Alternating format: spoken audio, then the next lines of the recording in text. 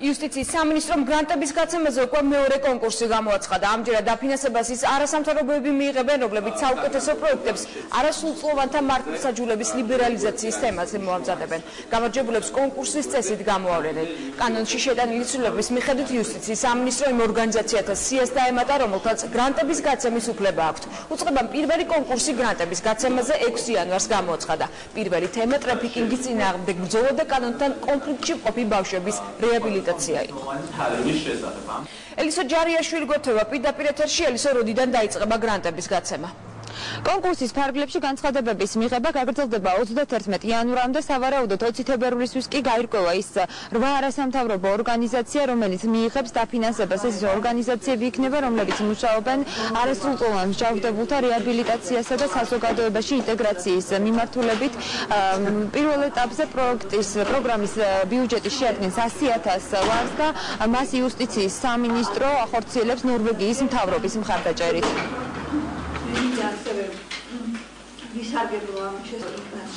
კონკურსის ფარგლებში გაიცემა 8 გრანტი იმ სერვისებისთვის, რომლებსაც არასამთავრობო ორგანიზაციები გაუწევენ კანონთან კონფლიქტში მყოფ არასრულწლოვანებს, რომელსაც დახმარება ჭირდებათ. ეს არის იუსტიციის სამინისტროსთვის არასამთავრობო სექტორთან ურთიერთობის ახალი პლატფორმა. ჩვენ იმედი გვაქვს, რომ ძალიან დიდი იქნება არასამთავრობო ორგანიზაციების გამოხმაურება. ახალი პროექტები კი დაიწყება იანვრის ბოლოდან. განრიდებასთან დაკავშირებული საგრანტო პროგრამა განავითარებს არასამთავრობო ორგანიზაციებს, ასევე ხელს შეუწყობს სისხლის სამართლებრივი დევნის ალტერნატიული ღონისძიებების დანერგვას და არასრულწლოვნებისთვის სარეაბილიტაციო პროგრამების განვითარებას.